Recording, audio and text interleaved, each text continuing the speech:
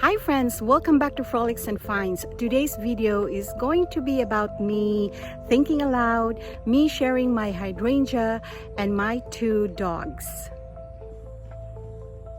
Have you ever stepped outside one quiet morning with your coffee and suddenly found yourself thinking aloud, wanting to share a little piece of your heart?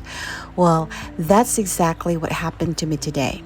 In this episode of Frolics and Finds called Thinking Aloud, Hydrangeas, and My Two Dogs, I'll take you along as I reflect on this unusually warm fall, show you the hydrangeas that brought me joy all summer, and how I've used them to decorate our front entrance for the season. You'll also get to know my two dogs a little bit more, who are never far away from my side. And woven through it all, I'll be sharing a glimpse of my retired life as a woman over 50, finding beauty, gratitude, and meaning in the little everyday moments. So grab your drinks and cozy up with me. First, the hydrangeas. This one is the firelight hydrangea that I bought when we moved into this house in 2019. This is a favorite. Unfortunately, this is also the favorite of the deers. So I bought 5 and only one survived. The rest were eaten by deers. This is a panicle and the color changes as it claimed to be. It is so beautiful.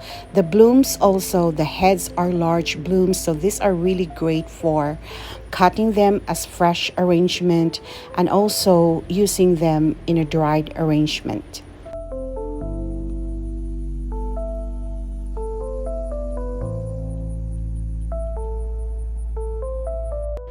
The second one is called a quick fire, and I planted this last year. It is also a panicle and it blooms profusely, although the color is not as great as the firelight. The stems also are not as strong as the firelight, so the blooms would tend to flop over, especially when it rains, but it is still a beautiful one.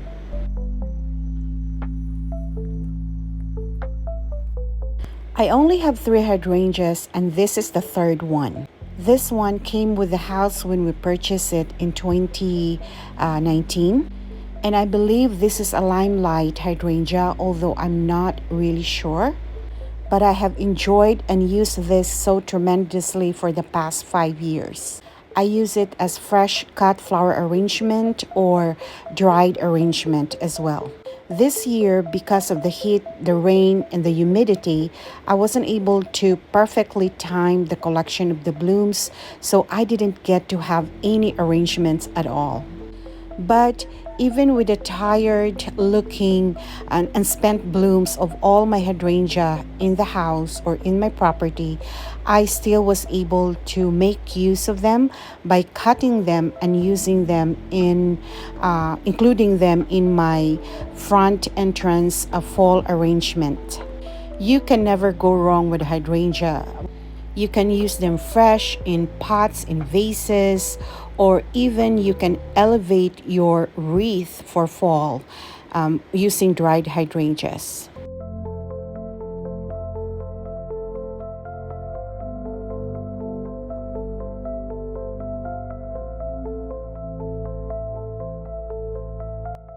So this year, this is how I'm using my tired and spent hydrangea blooms. Very simply, I just cut them off the bush and just stick them to include them in my floral arrangement.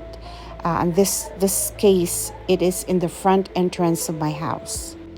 Hardly any effort is put into this arrangement, but it looks so put together. The colors are coming together beautifully. Here, as you can see, I am using it with my purple ornamental pepper and a creeping jenny that I am going to transfer once this ensemble here have done its purpose.